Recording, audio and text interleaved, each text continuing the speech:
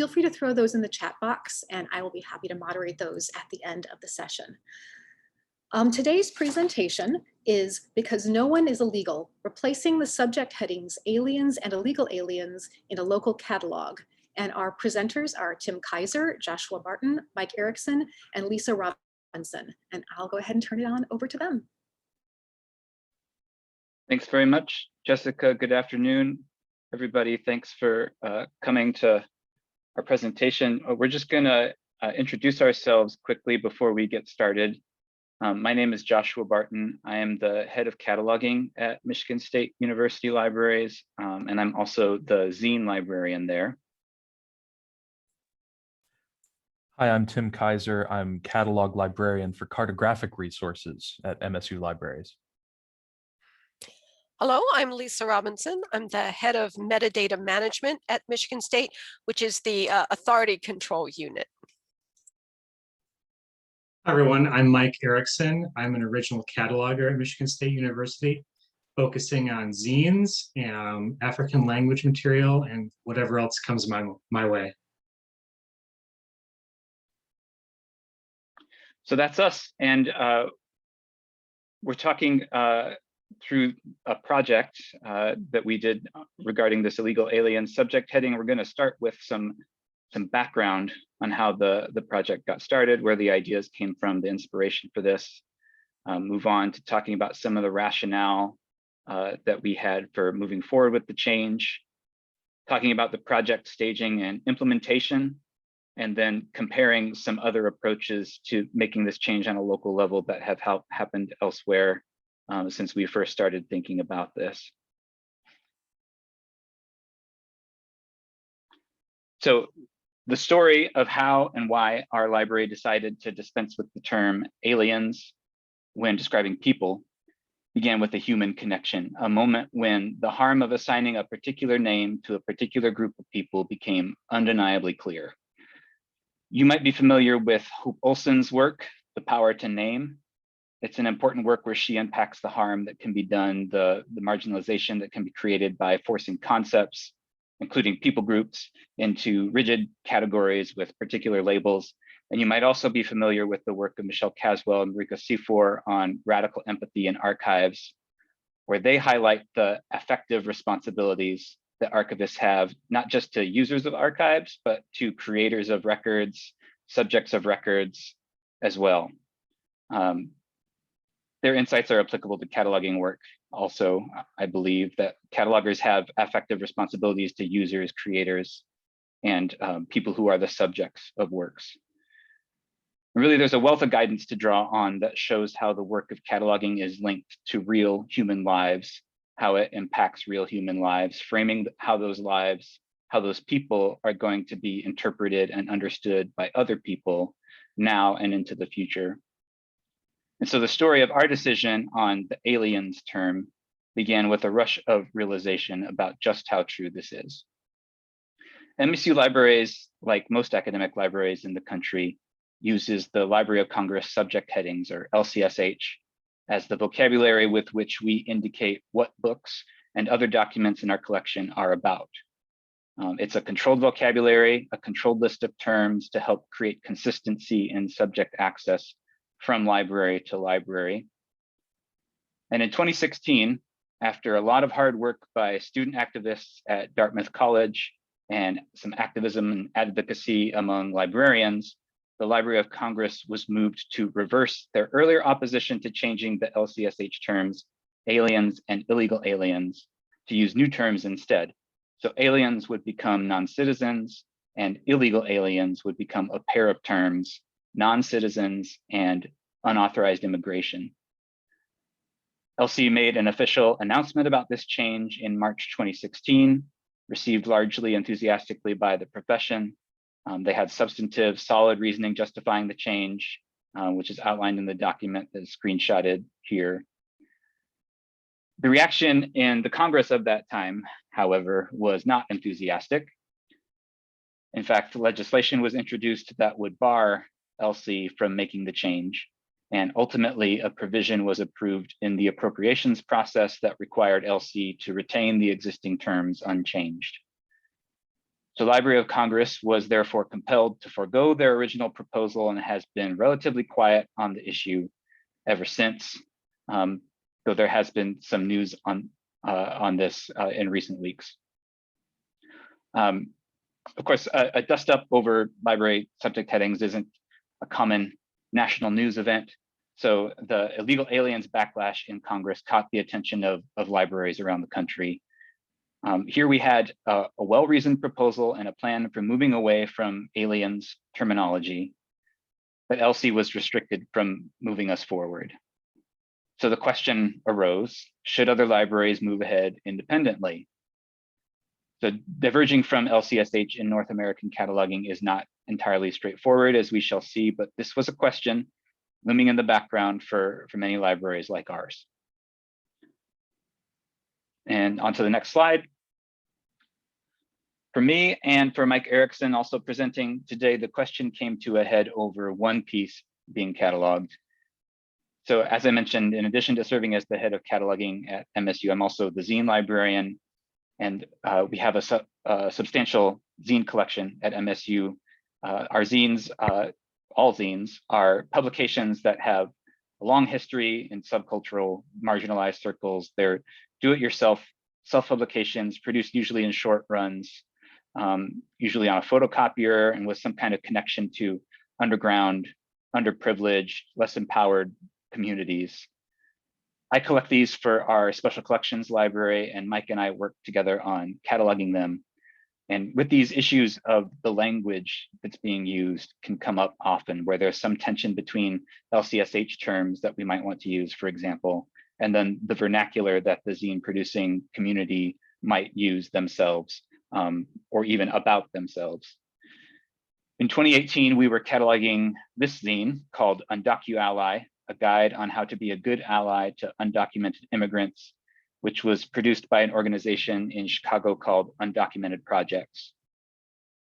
As a brief resource for allies to the undocumented, it was certainly about undocumented people in the US, for which subject analysis would have ordinarily included the term illegal aliens. But here in the zine's very pages was a demand, don't call us illegal. It was a direct challenge to the cataloging practice that we were about to employ. And so the situation gave us some pause, understandably. And my thoughts returned to this LC proposal to change illegal aliens and the controversy among libraries considering moving ahead to make the change on their own. Because here was a piece clearly pointing out the dissonance between what the community of undocumented people expected from us and the constraints imposed on us as catalogers by this outmoded, disparaging language that LC was being constrained to perpetuate. We were being asked by the zine itself to use language that acknowledged the creator's humanity without pejoratives, without this dehumanizing framing that a human being in and of themselves can be illegal, that they as a person can be contrary to law. And so this distance between the cataloger and the zine creator, this collapsed with this intimacy, this urgency of this request under these circumstances. And so with the LC debate still fresh in mind, I didn't feel that we could, in good conscience, apply the existing subject term to this zine, effectively looking these zine creators in the face and labeling them the very thing that they were demanding that we not label them. And so I resolved to bring the matter to our technical services team managers group for discussion, with the example of the zine and the still swirling controversy around the general use of the subject heading. The time seemed right for us to seek consensus on our own path forward, to diverge from Library of Congress on this term and devise our own way of dispensing with aliens and illegal aliens.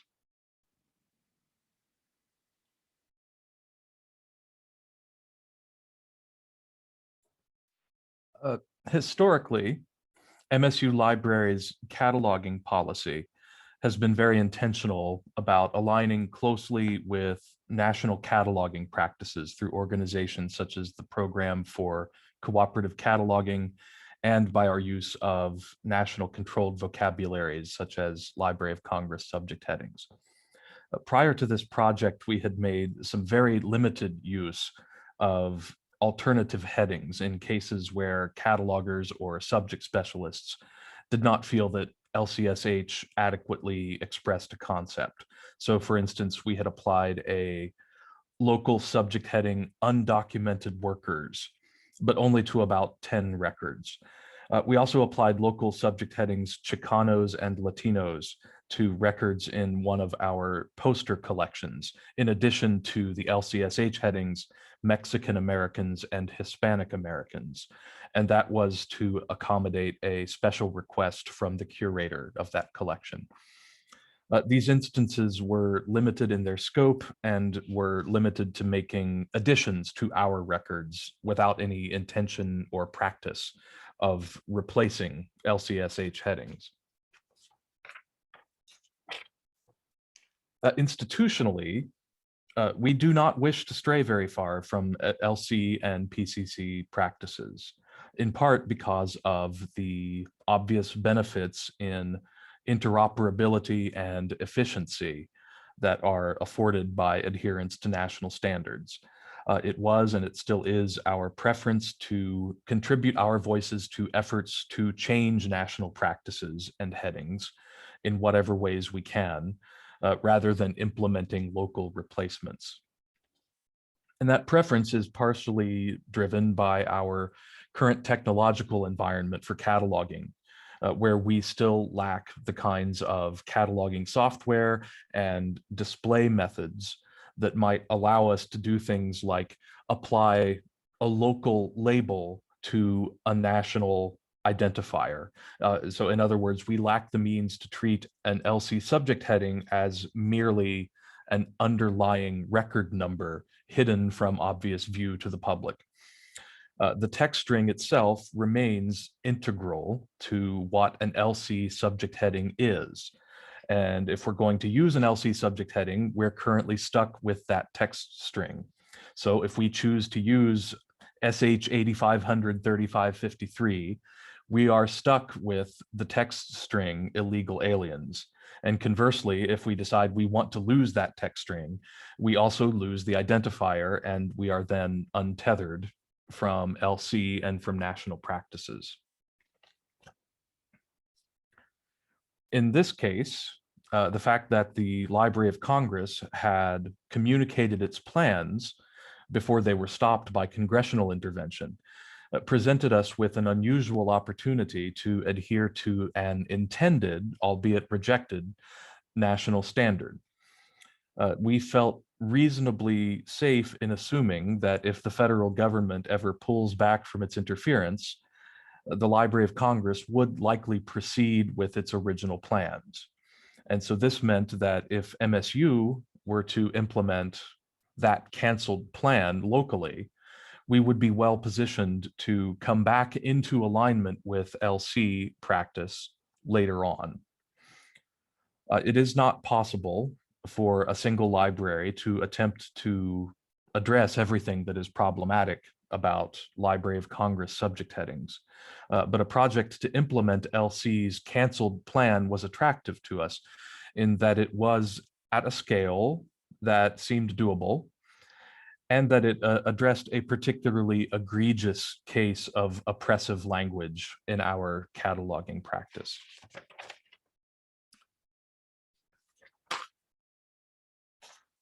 So our process and our time frame for the project is that our head of cataloging, Joshua Barton, who spoke before me, sought approval from our Library Executive Council, which consists of our Dean of Libraries and the library ADs, to charge a task force to investigate the feasibility of implementing LC's canceled plan locally. That was approved, and Joshua then impaneled the other three of us who are speaking today to carry out that charge. We presented our proposed plan to the technical services team managers at MSU and delivered a report to the Executive Council, and they approved implementing our recommendations, which Lisa Robinson will be covering next. The process took about 4 months to complete, not including ongoing maintenance. So here is a short URL for our internal report on our recommendations. At the end of the presentation, I will paste that into the chat. And now I will turn it over to Lisa Robinson. Thank you, Tim.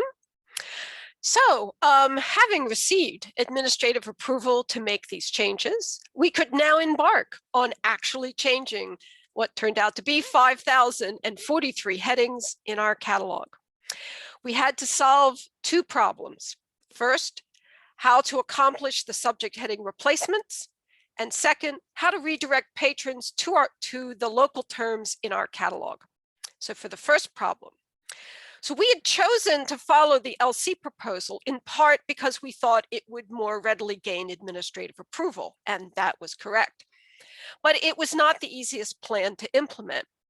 The LC proposal called for replacing the class of persons subject illegal aliens with two terms, non-citizens, which is also a class of persons subject, and unauthorized immigration, which is not a class of persons subject.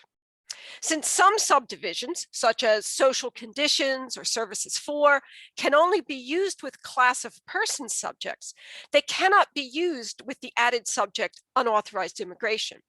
So someone, me in this case, had to evaluate all the subdivisions used with illegal aliens to determine which ones could be globally copied over to unauthorized immigration and which ones would require manual editing before copying. The analysis of the subdivision showed that only about 1,500 headings would require manual editing. I corrected the first 300, and Mike, who is speaking next, generously volunteered to correct the remaining 1,200. I then replaced the rest of the headings, which was about 3,500 headings, using Global Update, and all of this work took about a month. Next slide, please. So our second problem was how to redirect patrons to our local catalogs, our local terms in the catalog. First, we had to delete the LC authority records for illegal aliens and their related subjects. Headings such as women illegal aliens, illegal alien children, aliens in literature. Then I created two local authority records, one for non-citizens and the other for unauthorized immigration. Both authority records contained cross-references that would redirect patrons away from the LCSH terms. Next slide, please. So this is an edited copy of the authority record for the local term non-citizens. What's edited is I took out some of the cross-references to make this record fit on a single screen. This local authority record is essentially the LC authority record for illegal aliens, with illegal aliens and non-citizens switching places. Since non-citizens is also the term used to replace aliens in the LC proposal, this local authority record also contains all the cross-references from the LC authority record for aliens. And because we're using one local term for two replacements, it also contains two 670 notes to guide our catalogers on the different uses of this local subject. Next slide, please. This is the public catalog view of how the cross-references redirect patrons away from the pejorative term illegal aliens towards the more neutral terms non-citizens and unauthorized immigration. Next slide. And this is the local authority record for unauthorized immigration, where non-citizens is a see also reference. So that's how you accomplish this 2-for-1 replacement. And both these local authority records are fully valid, Mark. Next slide. So having made the change to the existing records in our catalog, it then became necessary to maintain the replacement of illegal aliens and aliens as new bibliographic records come into the catalog. I do this once a month because that happens to be the schedule of our vendor-assisted authorities processing. In the past 2 years, I've replaced 1,248 headings, which works out to be about 48 headings a month. It usually takes me about an hour to replace the headings manually, which has proven to be a manageable workload. I use a program called Quick Text Paste that lets me add 2 mark fields at the same time with a single keystroke, and then I can adjust the subdivisions manually as needed. And I also have a macro set up in Sierra that does the same thing. For me, manual editing turned out to be less trouble than using Global Update due to the need to edit some of the subdivisions. But it would be possible to do this work with Global Update. And now Mike will talk about how other libraries have dealt with the illegal aliens problem. Thanks, Lisa. Let's take a look at how other libraries have approached the handling of the term illegal aliens. In 2019, the Association for Library Collections and Technical Services Subject Analysis Committee's Working Group on Alternatives to LCSH Illegal Aliens surveyed libraries on their local approaches, if any, to change the illegal aliens heading in their catalog. They reported the survey results at the American Library Association's Midwinter 2020 meeting. The survey received 40 responses, 38 of which were from US libraries that included academic, public, special, and school libraries, providing a good sampling of approaches taken at a variety of institution types. I'll run through some of these local approaches with institution examples. The first approach is to leave illegal aliens as a subject heading and add an additional alternative language subject heading. Thus, the subject illegal aliens perhaps becomes the 2 subjects of illegal aliens and undocumented immigrants. This approach allows searching either illegal aliens or undocumented immigrants to function, but does continue to display the questionable language term illegal aliens. It's important to note that taking this approach requires further work as more records are added to the catalog to maintain all catalog records with the illegal aliens subject heading also having an alternative language subject heading. Next slide, please. Another route some libraries chose is to replace the subject heading illegal aliens with an alternative language subject heading. Libraries made this change manually and/or through batch replacement processes. Again, this approach would require further maintenance as more cataloging records are added to swap the subject headings used locally, and on its own would no longer allow a search of illegal aliens to produce results from subject heading matches. Next slide, please. A third route taken at some libraries is to leave the term illegal aliens in their library's MARC data. Then, through the use of a local authority record or through their discovery system, they are able to publicly display an alternative language subject heading. In this approach, searches of illegal aliens would function, but without further work, a search of the alternative language term may not function. Unlike the last 2 approaches, though, since this route does not modify the underlying MARC data, any new catalog records added would automatically display the alternative language subject heading in the public display. Next slide, please. Not only were the approaches different, the chosen alternative language subject headings themselves varied across institutions. According to survey results, undocumented immigrants was the alternative language chosen for the vast majority of institutions. Some institutions then took the further step of changing the subject heading aliens to non-citizens, which in some cases led to further cleanup where aliens was used instead of extraterrestrial beings. Of note, the language choice of undocumented immigrants is the alternative language recommended in the report from the SAC Working Group in July 2016. The reasoning behind the use of undocumented immigrants instead of other alternative language choices is included in that report. Next slide, please. A smaller number of libraries changed illegal aliens to unauthorized immigration, plus the subject heading non-citizens. This then allowed the subject aliens to be changed to non-citizens and the original illegal portion of illegal aliens to be represented by the term unauthorized immigration. A note about these language alternative choices, they are the ones recommended in the Library of Congress subject heading decision in March 2016. The reason behind the use of undocumented immigration plus non-citizens instead of other alternative language options is included in the decision statement. Next slide, please. Now let's take a look at the instances of these various approaches at some institutions. First, here's an example of the alternative language in use through Dartmouth College's library system. Dartmouth College is an interesting example institution since it's the originator of the proposal to change the Library of Congress subject heading illegal aliens. And the story around that is featured in the documentary Change the Subject. Searching illegal aliens in the discovery layer shows that the search being conducted is for both illegal aliens and undocumented immigrants. The details of the public view show undocumented immigrants as a subject heading. And if we look at the underlying MARC data, it shows the use of the local subject heading undocumented immigrants. So here we have an example of an institution replacing illegal aliens in the MARC data. Also, Dartmouth is using the alternative terminology suggested in the July 2016 SAC report and not the Library of Congress subject heading decision. Next slide, please.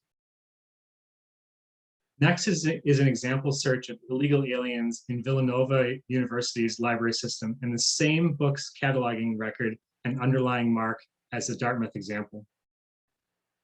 We can see that the underlying data, we can see that the discovery layer does not prompt about any search modifications being made as Dartmouth's did. When we look at the public record detail, it shows undocumented immigrants as a subject heading. But when we look at the underlying MARC data, the record still has illegal aliens in place. So Villanova is an example of an institution utilizing back-end systems to publicly display different information than the underlying MARC data shows. Next slide, please. Finally, here's an example search of illegal aliens in Michigan State University's library system. And again, the same book's catalog record and underlying MARC as the previous two institutions. First, we can see the discovery layer does not prompt about any search modifications taking place behind the scenes as Dartmouth's did. Next, we can see in the public records detail that both undocumented immigration and non-citizens are being used as subject headings, an example of utilizing the Library of Congress's decision on alternative language. And like the Dartmouth example, looking at the underlying MARC data shows, as Lisa and Tim have talked about, that the heading has been changed to two local subject headings. From the survey results and these examples then, we can see there are multiple ways to approach changing illegal aliens in library catalogs and considerations for continued maintenance and user experiences. Questions?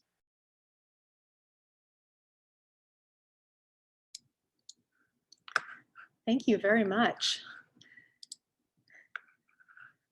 So yes, now please, we'd love to hear from anyone who may have questions for the panel. At the moment, I don't see anything in chat, but please do feel free to type in or either just unmute and share any questions that you have for this group.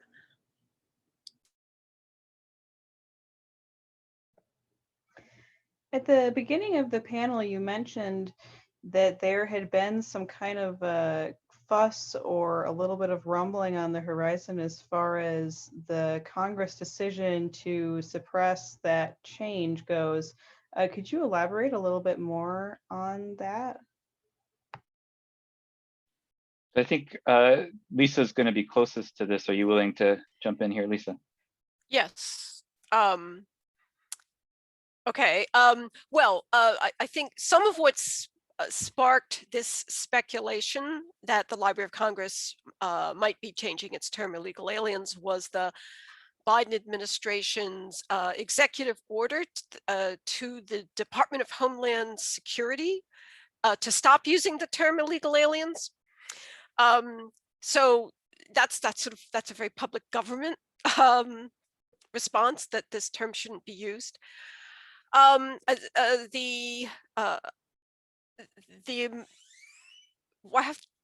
This is a very political subject, and so I'm trying to be very careful about what I say. I believe the American Library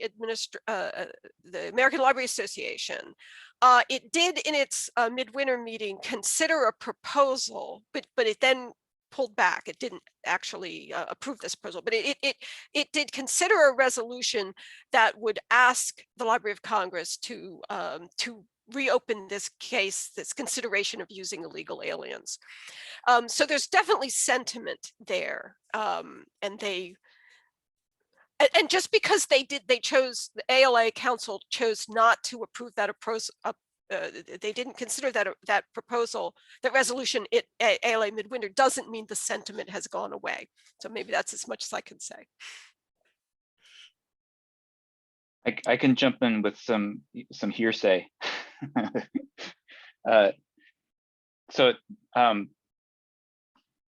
Talking to friends who care about this, it seems that the capacity to make the change is still going to be caught up in the appropriations of Congress. So the machinations of this are kind of complex, and there could be like a very short time frame during which to enact the change. So it seems that some strategy here might be, ordinarily, like having like the professional association and us as librarians calling our representatives and stuff like that to advocate for this change would be like the go-to way to try to push this forward. But because it's caught up in appropriations for Library of Congress, they have a lot at stake in terms of funding and stuff. So maybe the strategy seems to be here, leaving it to the professionals, the people that ALA employs to lobby in Washington, to try to usher this through that appropriations time frame when the time hits. But it does seem likely that you want to do it in this Congress rather than waiting until leadership of Congress were to change. I hope I didn't say too much, Lisa. Nobody wants to jinx anything. I think that's that's why we're all being quiet. We have a question from Laura Thompson asking, are you considering making changes with any other problematic subject headings or other terminology in your catalog? So this comes up from time to time, and always has. Like was mentioned in the presentation, where a collection curator might have a particular interest in seeing some alternative language used in association with a collection. This was the first instance that I'm aware of where we did any wholesale change across the entire catalog to try to completely diverge from LC as a matter of policy in the language that we were going to use. So in terms of making that kind of a change, there aren't particular changes on the horizon. However, we do have some back channel kind of stuff going on, and talks approaching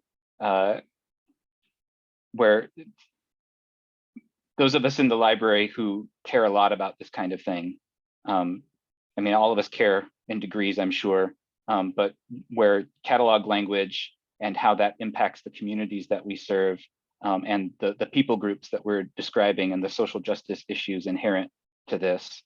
There is strong interest amongst some in the library to try to engage more in that regard with the community, and to be able to respond to hopes for other language use in our catalog in good faith ways, and trying to like advocate for putting resources around that. It's a complicated task. I mean, just this one change where there was already a plan from LC is clearly a complicated task. So other instances of this are going to be complicated to pursue.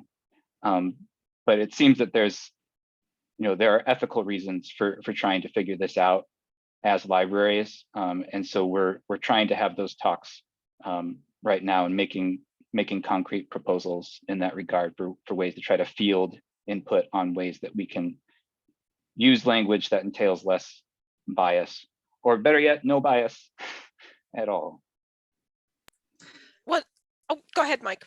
I just want to say, I think it's important to note that this started from a library requesting a change to be made through LC on the Library of Congress subject heading that existed.